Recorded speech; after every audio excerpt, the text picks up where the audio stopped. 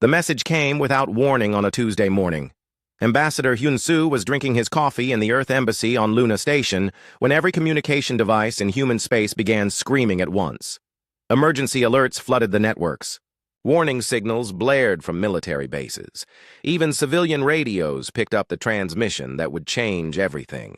The voice was cold and mechanical, filtered through translation software that made it sound even more alien than it already was. It spoke in perfect English, then Korean, then Mandarin, then every other human language. The message was the same in all of them. Attention primitive species designated as humans. You have been observed expanding beyond your birth system without authorization from the Galactic Council. This expansion ends now. You have 30 solar cycles to withdraw all settlements and vessels to your home system. You will then submit to Vorthan oversight for your own protection and the stability of this galaxy. Failure to comply will result in corrective action. This message will not be repeated. The transmission cut off, leaving behind a silence that seemed to echo across 12 star systems. Captain Ji Woo was on duty at the Deep Space Monitoring Station when the message arrived. She had been tracking what looked like sensor ghosts at the edge of human space for weeks. Now she knew they weren't ghosts at all. The aliens had been watching them, studying them, preparing this moment. "Ma'am," her communications officer called, out, his voice tight with worry. "We're getting similar transmissions from every monitoring post. The signal is coming from multiple points around our territory." Ji-woo stared at the tactical display.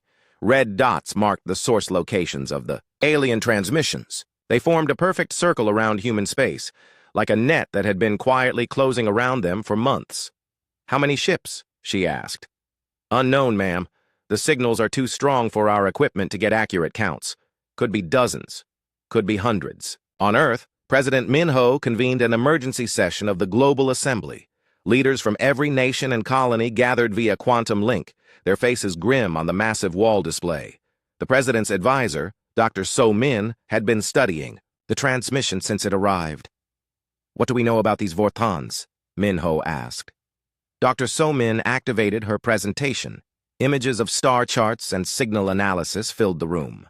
"Based on the transmission patterns and our deep space observations, we're looking at a civilization that spans multiple star systems. Their technology is significantly more advanced than ours. The fact that they've been observing us without detection suggests capabilities we can barely imagine." General Tae-ho, Earth's highest-ranking military officer, leaned forward in his chair. "What about their intentions? Are they hostile?" "Unknown," Dr. So-min replied. "The message suggests they've done this before. The phrase corrective action implies they see themselves as some kind of galactic authority. They're not asking for negotiation. They're delivering an ultimatum." Admiral Yoon-ji, commander of Earth's small but growing space fleet, studied the tactical implications. 30 days isn't enough time to evacuate our colonies, even if we wanted to. New Sol Station alone has 500,000 people. The mining operations on Kepler 442b have families, children. We can't just abandon them. "Maybe we won't have to," said a voice from the back of the room. Everyone turned to look at Commander Park, one of Earth's most experienced ship captains. He had fought in the resource wars and helped establish humanity's first interstellar colonies.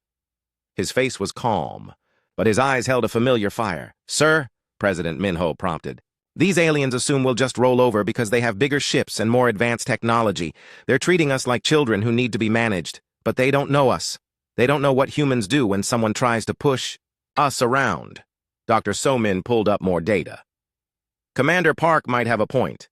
I've been analyzing the linguistic patterns in their message. The translation software they used suggests they've delivered similar ultimatums before, many times. The phrasing is too polished, too practiced. This is routine for them, which means other species have received the same message," President Min-ho said slowly. "And apparently all of them complied," Admiral Yoon-ji added. "Otherwise, the Vorthans wouldn't be so confident." The room fell quiet as the implications sank in. Somewhere out in the galaxy, dozens or maybe hundreds of intelligent species had received this same message. All of them had given up their freedom rather than fight. General Tai-ho broke the silence. "What are our military options?" Admiral Yoon-ji's expression was grim. "Limited. We have 47 ships that could be considered warships, though most are converted cargo vessels with added weapons. Our newest ship, the UES Defiance, is still in final testing. Against an unknown number of alien vessels with superior technology, she shook her head. It's not about winning, Commander Park said quietly. It's about what kind of species we want to be. Do we kneel the first time someone tells us to, or do we stand up? Dr. So-min continued her analysis. There's something else. The transmission came from multiple points around our space, but they all originated from beyond our sensor range. These aliens have been watching us for months, maybe years. They know our capabilities. They know we can't match their firepower. Then, why the ultimatum? President Minho asked. Why not just attack? Because they don't want to fight, Dr. So-min realized. They want submission. Fighting is expensive, risky, unpredictable. Much easier to make species surrender without firing a shot. Admiral Yunji stood up slowly. There's something they don't know about humans. What's that? We're terrible at knowing when we're beaten. The next few hours saw frantic activity across human space. Colony governors received encrypted messages. Ship captains got new orders. Engineers worked around the clock to prepare defenses that everyone knew were inadequate. Captain Jiwoo found herself reassigned to the UES Defiance, Earth's most advanced warship.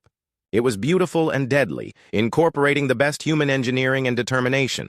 It was also completely untested against alien technology. How does it feel to command humanity's finest ship? Admiral Yunji asked as they toured the vessel. Jiwoo ran her hand along the smooth hull plating. Like holding a sword made of paper against a tank. Maybe. But it's our sword. Meanwhile, light years away, the Galactic Council was conducting business as usual. The message to humanity had been a formality, barely worth noting in their official records. High Chancellor Veltar of the Vorthon Empire didn't even attend the session personally, sending a junior aide instead. Another primitive species needs guidance, the aide reported. Standard integration protocol has been initiated. Resistance. Level? Asked Chancellor Mordek of the Kethran Coalition. Unknown. The species calls itself human. Initial scans suggest typical development patterns. They should recognize the futility of resistance within 10 solar cycles. Gentle laughter rippled through the council chambers. It was always amusing when young. Species thought they could challenge the established order.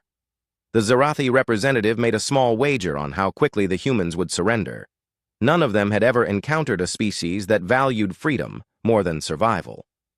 Back on Earth, President Minho addressed the Global Assembly one final time before the deadline expired. His words were carried to every human settlement across the stars. We have been given a choice, he said. Submit to alien rule, or fight for our independence. The easy path is surrender. The safe path is surrender.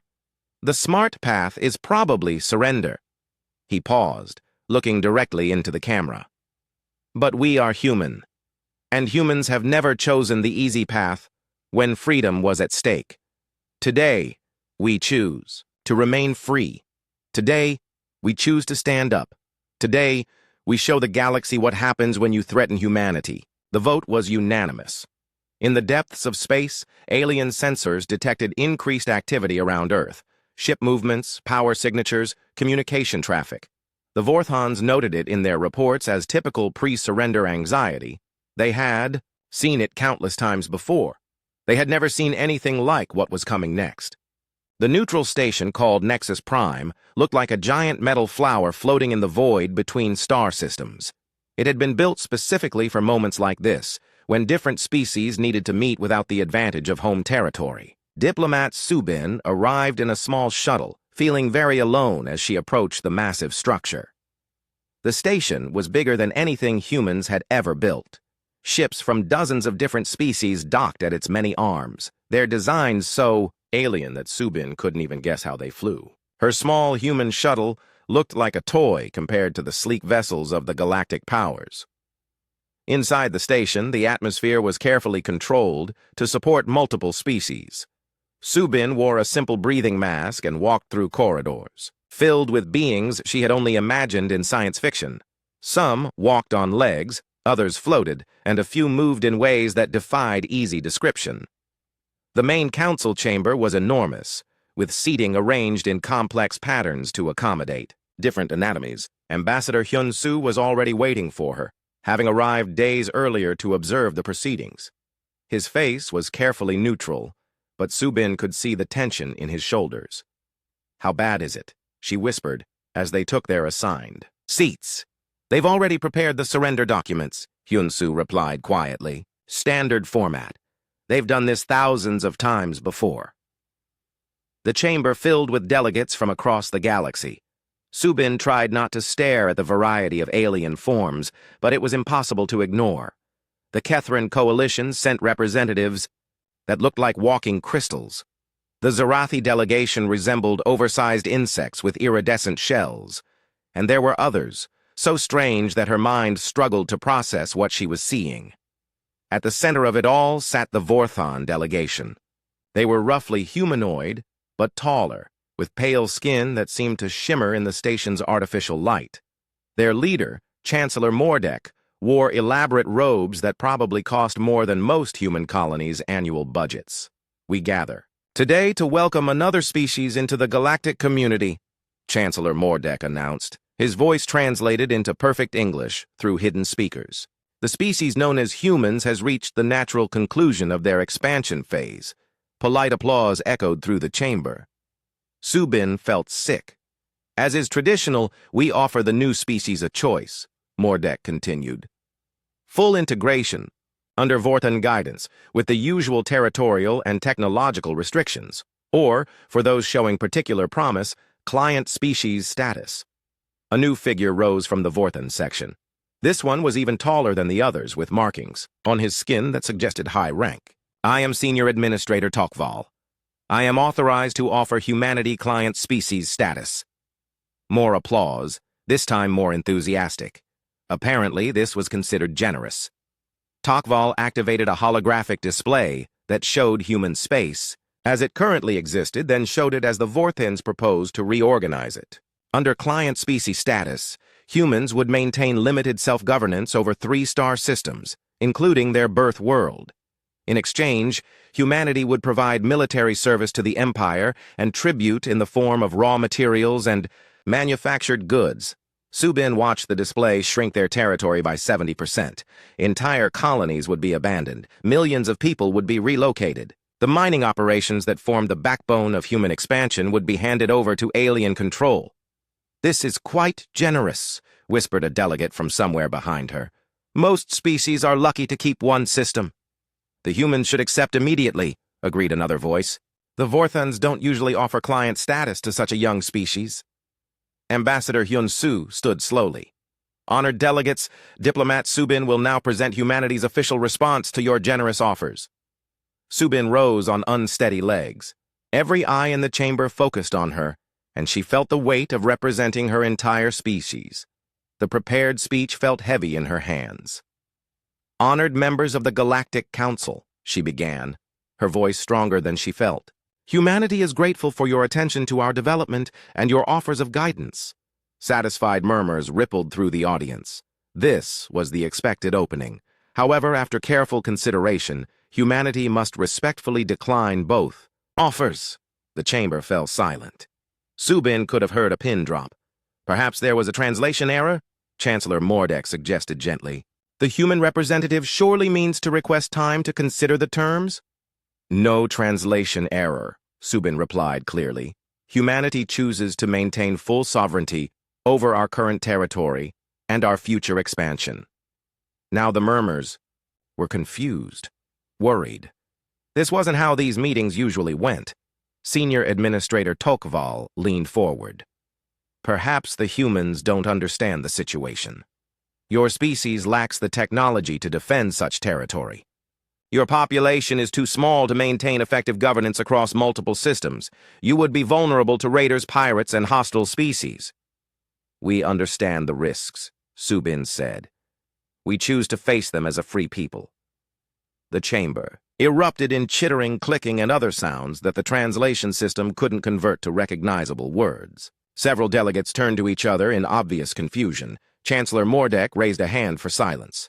Young species often struggle with the concept of galactic responsibility. Perhaps we should explain the consequences of refusing our protection.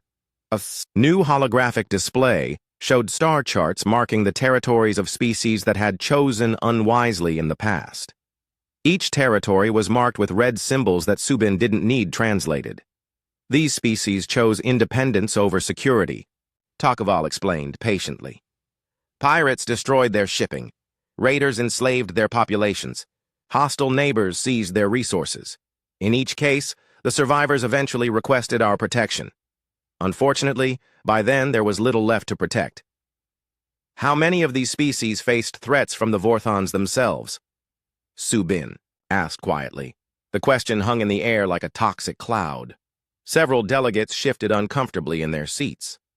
The Empire maintains galactic order, Chancellor Mordek replied carefully. Sometimes this requires difficult decisions, but these actions always serve the greater good. Subin nodded slowly.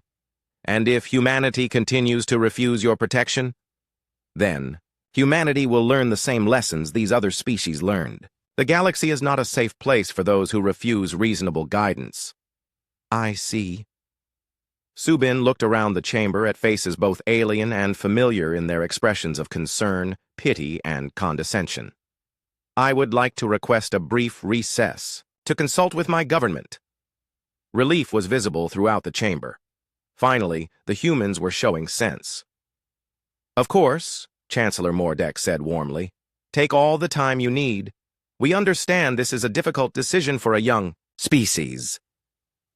As Subin and Hyunsu left the chamber, they heard the quiet conversations beginning behind them. The Zarathi representative was already adjusting his wager, giving humanity better odds of surrendering quickly once they truly understood their situation. In a small conference room assigned to the human delegation, Subin activated a quantum communicator that connected her directly to Earth. President Minho's face appeared on the screen, flanked by his military and civilian advisors. How did they react? Minho asked. Like we expected. They can't understand why we won't just give up. Subin rubbed her temples. They've shown us what happens to species that refuse their protection. It's not pretty. All the more reason not to give them that power over us, said a familiar voice. General Tae Ho stepped into view. Our response? Subin took a deep breath. Are we really going to do this? The Global Assembly vote was unanimous, President Minho replied. We remain free, whatever the cost. Then I'll deliver our final answer. When the session resumed, the atmosphere was expectant. Several delegates had prepared celebration protocols for welcoming humanity into the galactic community. The surrender documents were ready for signing. Subin stood at the human podium, looking out at hundreds of alien faces. Honored delegates, I have consulted with my government. Our answer remains the same. Humanity will not submit to foreign rule. We will not abandon our colonies. We will not accept client species status. We choose freedom. The silence that followed was different from before. This wasn't confusion or surprise. This was the quiet that comes before a storm. Chancellor Mordek's expression remained polite, but something cold flickered in his eyes. The humans have made their choice. The consequences will follow naturally. This council considers the matter closed. As the delegates filed out, Subin heard whispered conversations in languages she couldn't understand. But she didn't need translation to recognize the tone. Pity. Amusement. The condescending sympathy reserved for the foolish and doomed. Ambassador Hyun-Soo joined her as the chamber emptied. How do you think that went? Subin watched the last of the alien delegates disappear through the station's corridors. I think we just declared war on the galaxy. Not the galaxy, Hyun-Soo corrected. Just the bullies who run it. Far from Nexus Prime in the depths of Vorthan space, High Chancellor Veltar received the report of humanity's final answer. He read it twice, certain there had been some mistake. They actually refused? He asked his aide. Yes, sir. Complete refusal of all terms. V. The UES Defiance hung in Earth's orbital shipyard like a sleeping giant. Admiral Yunji walked along the observation deck, watching the final construction crews complete their work. The ship was beautiful in the way that dangerous things could be beautiful, sleek, purposeful, and absolutely lethal. "She's the finest thing we've ever built," said Engineer Jae Sung, joining the Admiral at the observation window. His voice carried the pride of someone who had poured 3 years of his life into this project. "Every system is the best human engineering can provide." "Will it be enough?" Yoonji asked. Jae Sung was quiet for a long moment. "Against what we think we're facing? Probably not. But it's what we have." The Defiance was humanity's answer to the question of how to fight enemies with superior technology. Where alien ships relied on massive size and overwhelming firepower, the Defiance was built for speed and adaptability. Its armor could shift configurations based on incoming threats. Its weapons were designed to punch through shields by concentrating all their power into microsecond bursts. Most importantly, its crew were the best humans could produce. Captain Ji-woo stood in the ship's command center, familiarizing herself with the controls. Her crew was hand-picked from thousands of volunteers. Navigation Officer Won-sik had piloted cargo ships through the dangerous asteroid fields of the outer colonies for 15 years. Weapons specialist Ha Yi-jin had trained on every human weapon system ever built. Chief Engineer Bo Ram could fix anything with spare parts and determination. Communications Officer Seung-ho spoke 17 languages and could crack most encryption systems with enough time. "How are we looking, people?" Ji-woo asked as the final systems came online. "Navigation systems green," Won-sik reported. "All hyperspace calculations verified." "Weapons charged and ready," Hee-jin confirmed. "Targeting computers are running at peak efficiency." "Engineering ready," Bo-ram called from below. "Fusion reactors stable, all backup systems online." "Communications array functional," Seung-ho added. "We have clear channels to Earth Command and all colony stations." Ji-woo nodded. They were as ready as they could be. Whether that would be enough remained to be seen. Across human space, similar preparations were taking place. On New Seoul Station, Governor Yuna oversaw the evacuation of non-essential personnel while preparing the station's defenses. The massive orbital platform had never been designed as a fortress, but human engineers were creative when their survival was at stake. "How many can we evacuate before they arrive?" Yuna asked her aide. "Maybe 30% of the civilian population if we're lucky. The cargo ships can only carry so many, and we need to keep the essential workers to run the station." Yu-nai stared out at the stars, knowing that somewhere beyond her sight, alien ships were coming to claim her home. "Then we make sure those 30% reach safety, and we make the aliens regret coming here." On the mining world, Kepler 442b, Governor Sang-woo faced an even more difficult choice. His colony was home to 200,000 people, including thousands of children. The planet's location made it impossible to evacuate everyone before the aliens arrived. "We can get the children and elderly to the emergency shelters," his security chief reported. "The underground complexes can hold 50,000 people for months. And the rest? They stay. They fight. They make the aliens pay for every meter of ground." Sang-woo closed his eyes. These people had come to Kepler 442b to build new lives among the stars. Now they might die defending the right to keep those lives free. Dr. So-min worked around the clock in her laboratory, analyzing every piece of information they had about Vorthan technology. The aliens had been careless in their surveillance, allowing their ships to be detected and studied. What she had learned was both encouraging and terrifying. "Their ships are powerful," she explained to the assembled military leadership. "Much more powerful than ours. But they're also predictable. Their weapons follow standard energy patterns. Their shields have gaps that can be exploited. Most importantly, their tactics suggest they've never faced serious resistance." General Tae-ho studied the tactical displays. "What kind of resistance have they faced?" "Based on the historical records we could access, none. Every species they've encountered has surrendered without fighting. Their doctrine is built around intimidation, not actual combat." "So they're bullies," Admiral Yoon-ji observed. "They've never had anyone punch back." "Exactly. But that doesn't make them weak. A bully with overwhelming firepower is still dangerous." The preparations continued across every human settlement. Children were moved to the safest locations. Essential supplies, were distributed to emergency shelters. Civilian ships were converted into either evacuation vessels or improvised weapons platforms. Captain Park, now commanding the converted cargo hauler UES Determination, inspected his ship's hastily installed weapon systems. The ship had been designed to carry mining equipment between the colonies. Now it bristled with human weapons and armor plating. "It's not pretty," his weapons officer admitted, "but it'll fight." "Pretty doesn't matter," Park replied. "What matters is that when the aliens come, they find humans waiting for them. Armed, humans who won't kneel." Meanwhile, light years away, the Vorthon fleet prepared for what they expected to be a routine police action. Fleet Commander Zorthak reviewed his orders with the casual confidence of someone who had done this many times before. "Standard intimidation formation," he told his ship captains. "Approach the human home system in full battle array. Display our firepower. Wait for their surrender." "What if they don't surrender immediately?" asked one of his younger officers. Zorthak laughed. "They will. They always do. Young species love to make dramatic speeches about freedom and independence, but when they see our ships, reality sets in quickly. How many ships are we bringing?" 50. "More than enough for a species this primitive. We could probably do it. With 20, but the High Chancellor wants to make sure the lesson is clear." The officer nodded, but something bothered him. "Sir, what if the intelligence reports are wrong? What if they're more advanced than we think?" "Then we'll adjust accordingly. But look at their technology levels. Chemical rockets, primitive fusion. Their most advanced ship is barely capable of hyperspace travel. What could they possibly do against us?"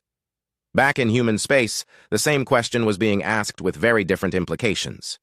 "What can we do against them?" President Minho asked during a final strategy session.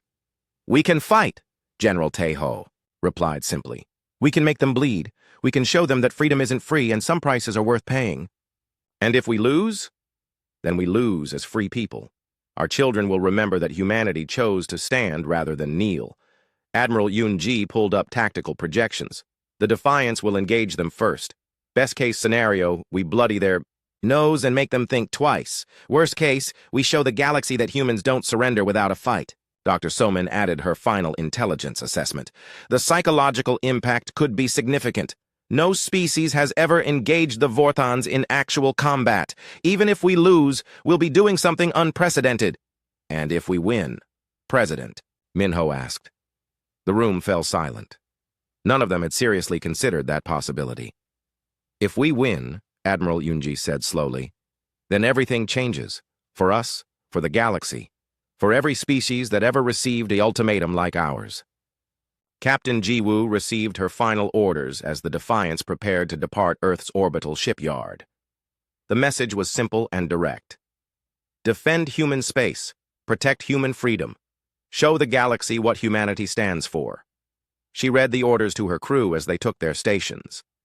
"We are the first humans to face an alien enemy in battle. We may be the last if we fail, but we will not fail. Not because we can't lose, but because we won't surrender." The Defiance's engines ignited, pushing the ship away from Earth and toward the edge of the solar system. Behind them, the blue marble of humanity's birth world continued its ancient rotation, unaware that its children were heading out to fight for the right to reach for the stars. In the depths of space, sensors detected the Defiance's departure. Automated systems logged the event and transmitted the data to distant alien fleets. To the Vorthans, it looked like a desperate attempt to flee before their arrival. They had no idea they were looking at humanity's declaration of war. Engineer Jae Sung made final adjustments to the ship's weapon systems as they approached the hyperspace jump point. "All systems green, Captain. The ship is ready for whatever comes next." Captain Jiwoo looked out at the stars, knowing that somewhere among them, an alien fleet was coming to claim humanity's freedom. "Then let's go show them what happens when you threaten Earth." The Defiance vanished into hyperspace, carrying humanity's hopes and humanity's defiance toward a confrontation that would echo across the galaxy. Behind them, Earth's remaining defenses prepared for siege. Ahead of them, an alien fleet approached with the casual confidence of predators who had never encountered prey that fought back. Neither side fully understood what was about to happen. Only one side was prepared for the cost of finding out. The Vorthon fleet emerged from hyperspace at the edge of the Sol system like gods descending from Mount Olympus. 50 massive ships materialized in perfect formation, their hulls gleaming with the cold light of distant stars. Each vessel dwarfed anything humanity had ever built, their alien designs suggesting power beyond human comprehension. Fleet Commander Zorthak stood on the bridge of his flagship, the Eternal Dominion, and smiled with satisfaction. The human home system lay before him like a ripe fruit waiting to be plucked. Their primitive sensors would be detecting his fleet now, and panic would be spreading through their colonies. "Magnificent view," commented his tactical officer, studying the display showing Earth's orbital installations.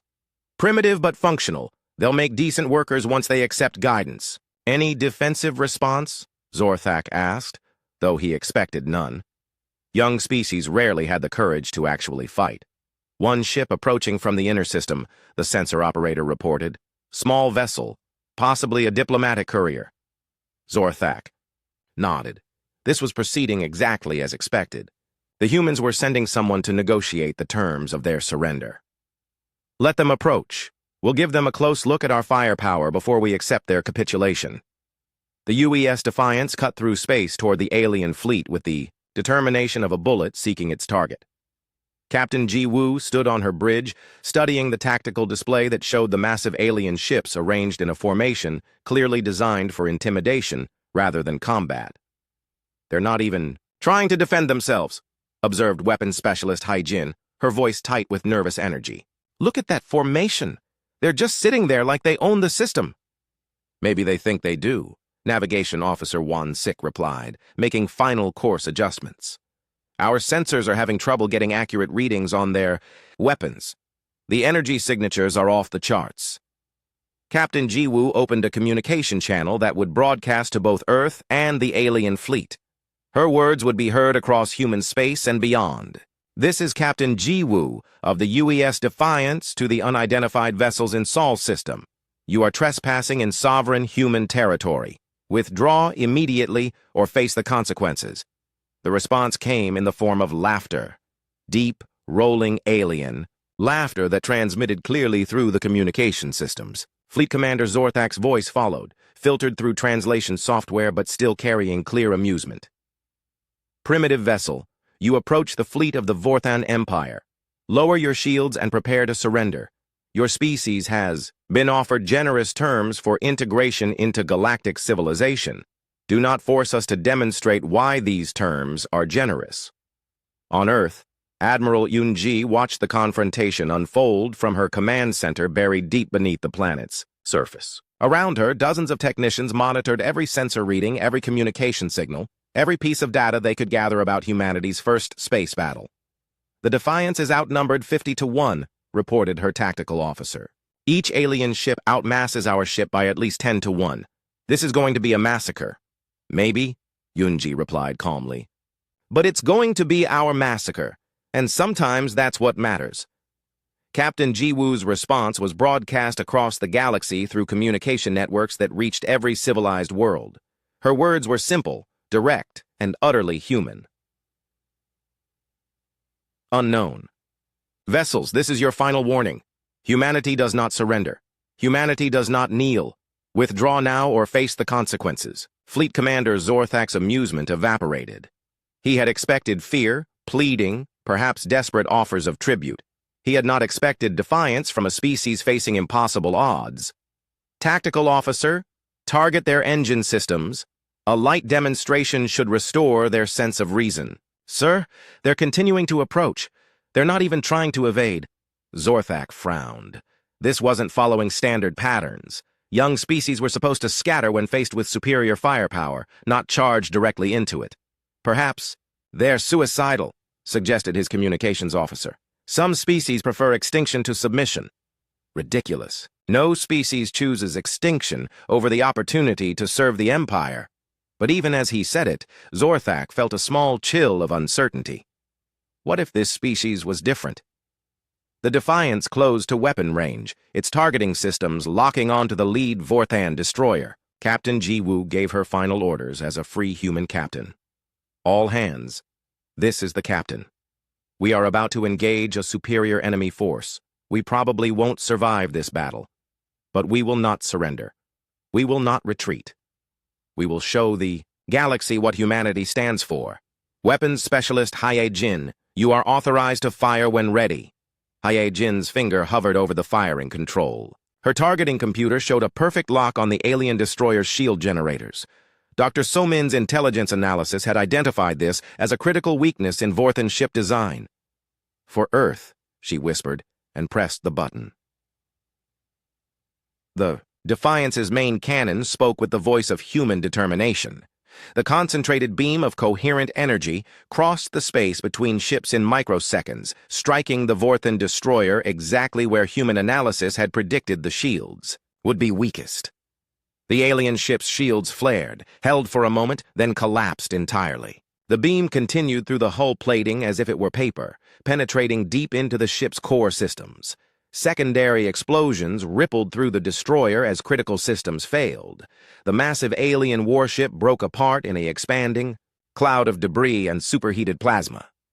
For the first time in galactic history, a Vorthan ship had been destroyed in combat. Fleet Commander Zorthok stared at his tactical display in complete shock. The icons showing his destroyer had simply vanished, replaced by an expanding debris field. His mind refused to process what he was seeing. "Report!" he shouted. "The Sword of Valor is gone, sir," his tactical officer replied, his voice hollow, with disbelief. "Complete destruction, no survivors. How? How is that possible? Their weapons are primitive." "Unknown, sir. The energy signature was unlike anything in our databases." Around the Vorthan fleet, ship captains who had never seen actual combat began to realize they might be in serious trouble. This small human ship had just done the impossible. If it could destroy one of their vessels, what else might it be capable of? But Captain Jiwoo knew her ship couldn't repeat that performance indefinitely. The weapon had used nearly a quarter of the Defiance's total power reserves, and now the aliens knew they were in a real fight.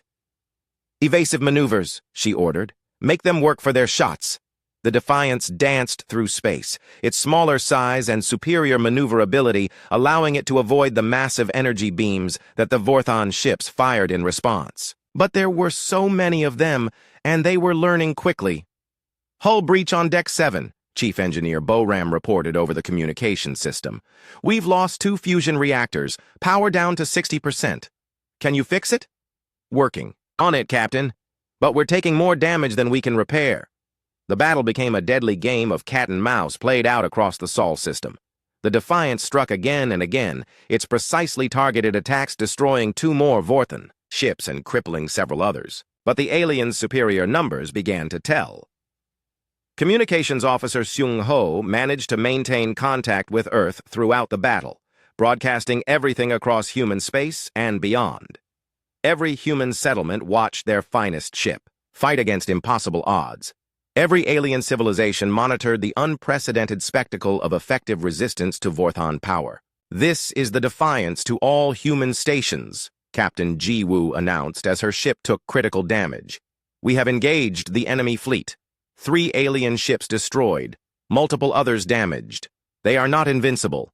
They can be beaten." The final moments came when the Defiance's engines failed. Surrounded by the remaining Vorthan ships, with no possibility of escape or victory, Captain Jiwoo made her last command decision. "All hands, abandon ship. Set the reactors for overload. If we're going down, we're taking some of them with us." "Captain," Weapons Specialist Haye Jin said quietly, "the escape pods won't clear the blast radius in time." Jiwoo looked around her, bridge at the crew who had followed her into this impossible battle. They were young, brave, and far from home. They deserved better than to die in the cold of space. "Then we stay together," she said simply. "We started this as a crew. We'll finish it as a crew." The Defiance's final transmission echoed across the galaxy. "This is Captain Jiwoo of the UES Defiance. We are humans. We do not surrender. We do not retreat. Earth remembers." The ship's reactors went critical, creating a miniature star that vaporized the Defiance and 2 more Vorthan vessels that had moved too close. The explosion was visible from Earth, a brief new star that marked humanity's first victory and first great sacrifice. Fleet Commander Zorthak surveyed the wreckage of his once mighty fleet. 9 ships destroyed, 12 more damaged. Nearly a third of his force eliminated by a single primitive vessel. His communication officer was pale with shock. "Sir, we're receiving priority transmissions from across the galaxy. Every major power wants to know what happened here." "What do we tell them?" Zorthak stared at the expanding debris field where the human ship had made its final stand. "Tell them the truth. Tell them we—" The news spread through the galaxy like wildfire jumping between dry trees. In the great council chambers of Nexus Prime, holographic displays showed the impossible. A human warship destroying Vorthan vessels in open combat. Alien delegates who had dismissed humanity as just another primitive species now watched the battle footage in stunned silence. High Chancellor Veltar received the reports in his private command chamber deep within the heart of Vorthan space. He read the tactical analysis 3 times before accepting that it was real. 9 ships lost, 12 damaged, against a single enemy vessel. "This is impossible," he told his aide, though his voice lacked conviction. "Our ships are invincible. Our technology is supreme." "Yes, sir," the aide replied carefully. "However, the battle footage is clear. The human ship exploited weaknesses in our shield configurations that our engineers never anticipated." Veltar activated his personal communication array and connected to Fleet Commander Zorthak, who had limped back to the nearest Vorthan base with what remained of his fleet. "Explain to me how a single primitive ship destroyed 9 of our finest vessels," Veltar demanded. Zorthak's image flickered on the screen, his usual confidence replaced by something that looked dangerously like fear. "High Chancellor, the humans fight differently than any species we've encountered. They don't surrender when faced with superior odds. They don't retreat when damaged. They fight until they die. All species fight when cornered." "No, sir. All species we've fought have been trying to survive." The humans weren't trying to survive. They were trying to win. The distinction sent a chill through Veltar's alien physiology. A species that valued victory over survival was something new and terrifying. Meanwhile, across the galaxy, other powers watched the footage with very different reactions. In the crystal cities of the Kethrin Coalition, Chancellor Mordek called an emergency session of their ruling council. The beings that looked like walking crystal formations gathered around a holographic display showing the battle. "For 300 years, we have lived under Vorthan protection," Mordek announced. "We have paid their tribute, followed their rules, accepted their guidance, because we believed they were invincible." The council chamber filled with the musical chiming sounds that served as Kethrin's speech. The translation systems converted their words into standard galactic. "What are you suggesting?" "I am suggesting that the humans have shown us something we thought impossible. The Vorthans can be beaten." The chamber fell silent. The idea was so revolutionary that it took time to process. "One battle does not make a war," cautioned an elder council member. "The humans may have won a single engagement, but the Empire has thousands of ships." "But now we know those ships can be destroyed," Mordek replied. "And more importantly, now the entire galaxy knows it." On the insectoid worlds of the Zerathi Collective, similar discussions were taking place. The Zerathi had served as the Empire's enforcers for generations, their natural aggression channeled into maintaining Vorthan order. But watching the human ship fight had awakened something in their warrior culture that had been dormant for centuries. "The small mammals have shown proper battle spirit," clicked Commander Zexahai to his assembled swarm leaders. "They chose death over dishonor. This is worthy of respect." "Should we not punish them for defying the Empire?" asked one of his subordinates. "The Empire grows weak," Zexahai replied carefully. "They rely on fear and intimidation rather than strength. Perhaps it is time to remember that the strong take what they will and the weak suffer what they must." Back in human space, the aftermath of the battle brought both celebration and grim reality. The Defiance was gone, along with Captain Jiwoo and her entire crew. But their sacrifice had achieved something precious, proof that humanity could fight. Back Admiral Yunji studied the tactical data from the battle, looking for lessons that could save other human ships. Dr. Somin's analysis of the alien technology had been correct. The Vorthan ships were powerful but predictable, built for intimidation rather than actual combat. We can replicate the Defiance's success, she told the assembled Earth leadership. But it will cost us. Every victory will be bought with ships and lives. President Minho nodded grimly. How many ships do we need to stop them? Stop them. We can't stop them. They have thousands of ships, we have dozens, but we can make them pay such a high price that they decide we're not worth conquering. General Tae-ho pulled up strategic displays showing human space. What about our colonies? New Sol Station is still under siege. Kepler 442b is cut off. We need to break the blockades. We will, Admiral Yoon-ji promised, but not the way they expect. Across human space, the news of the Defiance's victory sparked a reaction that surprised even Earth's leadership. On New Sol Station, Governor Yuna found herself facing not evacuation requests, but enlistment applications. Thousands of civilians wanted to join the defense forces.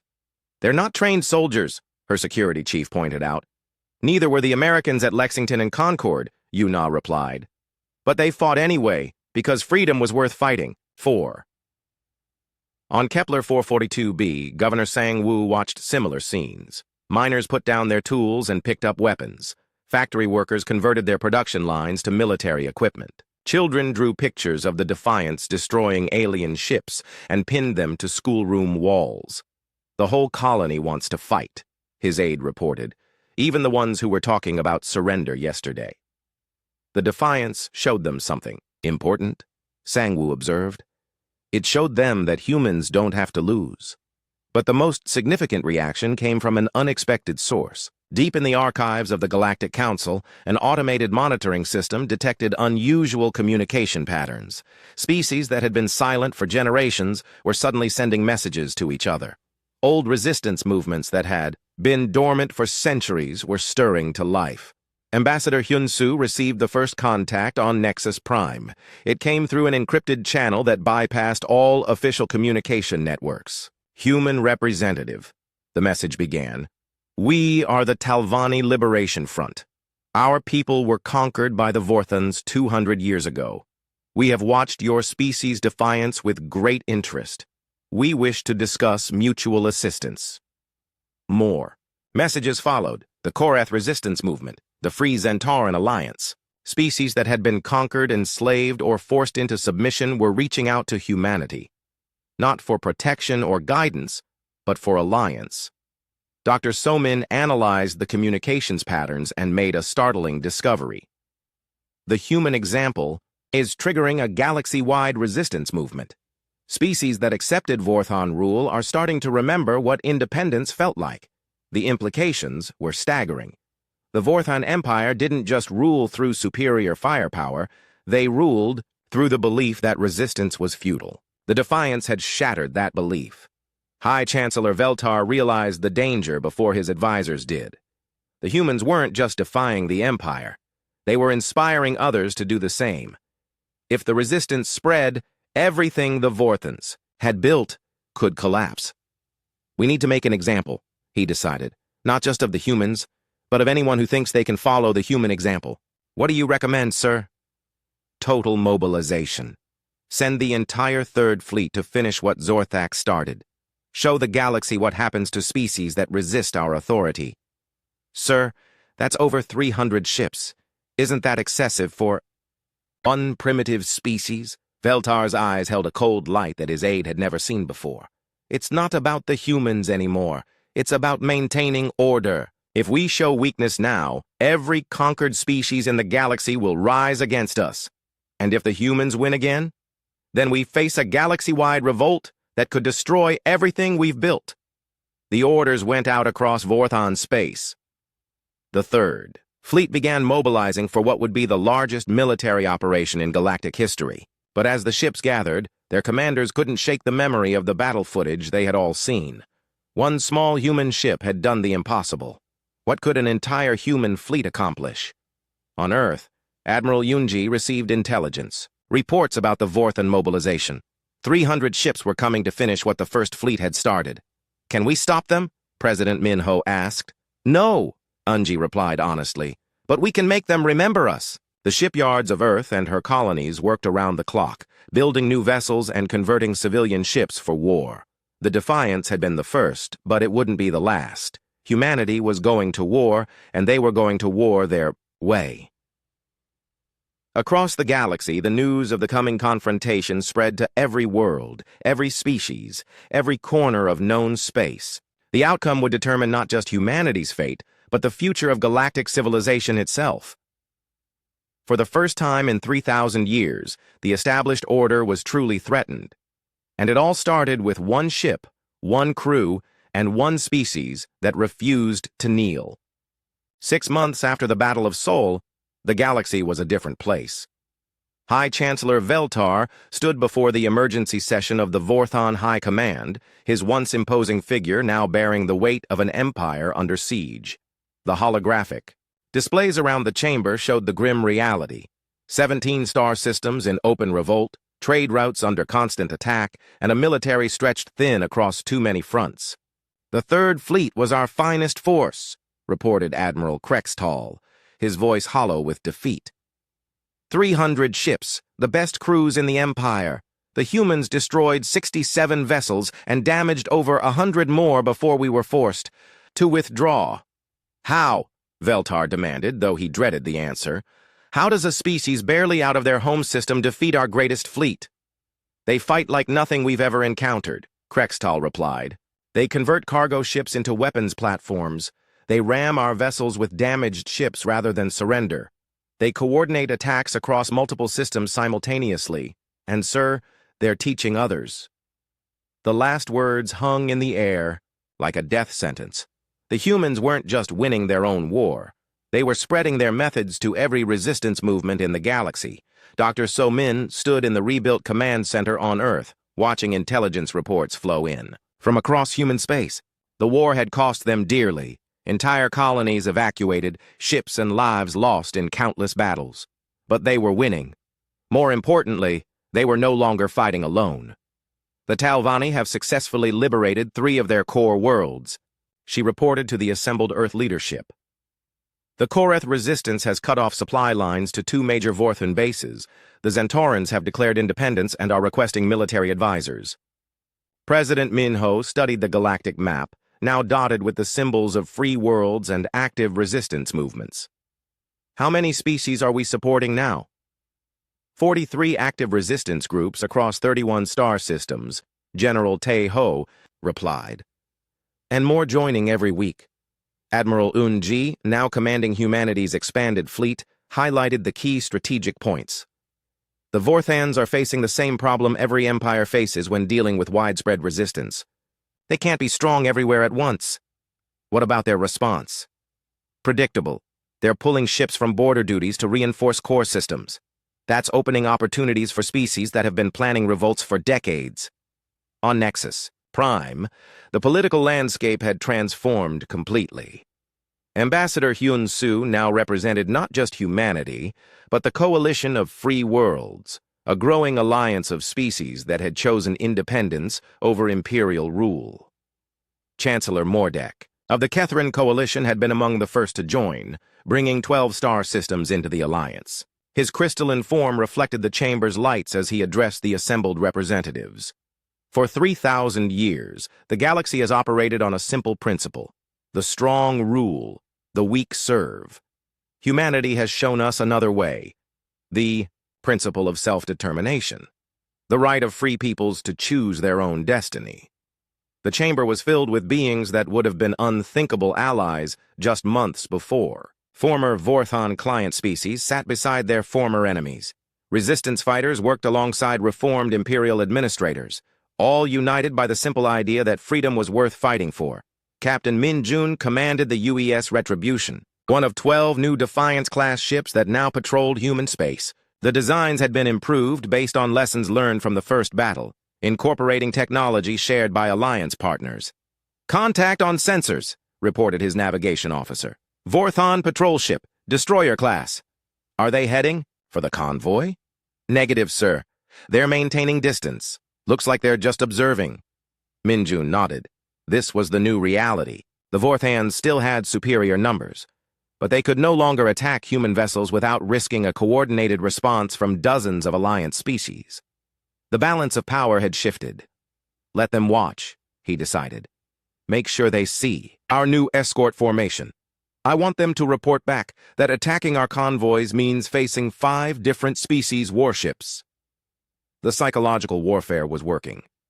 Vorthon commanders who had once attacked with casual confidence now hesitated before engaging human vessels. The cost-benefit analysis that had once favored Imperial expansion now suggested that leaving humans alone was the safer option. In the crystal cities of the Kethrin Coalition, former Chancellor Mordek, now President Mordek of the Free Kethrin Republic, addressed his people for the first time as an elected leader rather than an Imperial appointee. Our children will grow up free, he announced to cheering crowds. They will choose their own paths, make their own mistakes, and achieve their own victories. This is the gift the humans have given us. Not just freedom from the Empire, but the knowledge that freedom is possible. The speech was broadcast across the galaxy, translated into hundreds of languages and heard by billions of beings who had never imagined they could live without Imperial oversight. On the Zarathi homeworld, Commander Zexhai had declared himself war leader of the independent Zarathi clans. His warriors, no longer constrained by Vorthon battle doctrine, had reverted to their species' natural fighting style, fast, brutal, and utterly uncompromising. The mammals showed us the way, he clicked to his assembled war chiefs. They reminded us that warriors fight for themselves, not for the comfort of distant masters. The Zarathi rebellion had caught the Vorthons completely off guard. Their most reliable enforcers had turned against them, using their intimate knowledge of Imperial tactics to devastating effect. But perhaps the most significant change was happening in the depths of Vorthon space itself. Fleet Commander Zorthak, the officer who had led the first attack on Sol, found himself commanding a demoralized force tasked with impossible objectives. "Sir," his communications officer reported, "we have another request for reinforcements from the Kepler sector. The human convoy escorts are too strong for our patrol ships to handle." "Denied," Zorthak replied wearily. "We don't have reinforcements to send." "What should I tell them? Tell them to avoid the humans unless they absolutely can't. We can't afford to lose any more ships." It was a complete reversal of Imperial doctrine. The Vorthons, who had once attacked any ship that didn't immediately surrender, were now actively avoiding confrontation with human vessels. The economic impact was even more severe. Trade routes that had operated safely for centuries were now battlegrounds. Colonial tribute that had funded Imperial expansion was being diverted to military operations. Entire sectors were becoming too expensive to govern effectively. Dr. Soman's final report to Earth's leadership laid out the stark reality. The Vorthon Empire is not collapsing, but it is contracting. They're pulling back to their core systems and abandoning the outer territories. The age of unlimited Imperial expansion is over. "What does that mean for us?" President Minho asked. "It means we've won," Admiral Yunji replied. "Not just our independence, but something bigger. We've broken the cycle that has governed galactic politics for millennia." The evidence was overwhelming. Species across the galaxy were choosing independence over security. Resistance movements that had been dormant for centuries were achieving victories that would have been impossible just a year before. The psychological barrier that had made Imperial rule seem inevitable had been shattered. Ambassador Hyun-Su's final diplomatic report captured the transformation. The galaxy operates on new principles now: self-determination rather than imperial decree, voluntary cooperation rather than forced submission, the right of free peoples to defend their freedom. On Earth, monuments were erected to the crew of the UES Defiance. Captain Jiwoo and her crew were remembered not just as heroes, but as the people who proved that freedom was always possible for those willing to fight for it. But the real monument was the galaxy itself. Dozens of species that had lived under Imperial rule for generations were now charting their own courses among the stars. Children were being born free who would never know the fear of Imperial ultimatums. The Vorthon Empire still existed, but it was no longer the dominant force in galactic politics. It had become just another power among many, forced to negotiate rather than dictate, to compete rather than command. In his private chambers, High Chancellor Veltar reviewed the intelligence reports one final time. The humans had achieved something he had thought impossible. They had changed the fundamental nature of galactic civilization. Perhaps, he mused to his aide, we should have offered them better terms. Sir? Nothing. Just an old man wondering what might have been. The galaxy had entered a new age, an age where species chose their own destinies, an age where freedom was not just possible, but expected, an age that began when one small ship carried humanity's defiance into the void and lit a fire that could never be extinguished. The age of empire was ending, the age of free peoples had begun, and it all started because humanity refused to kneel.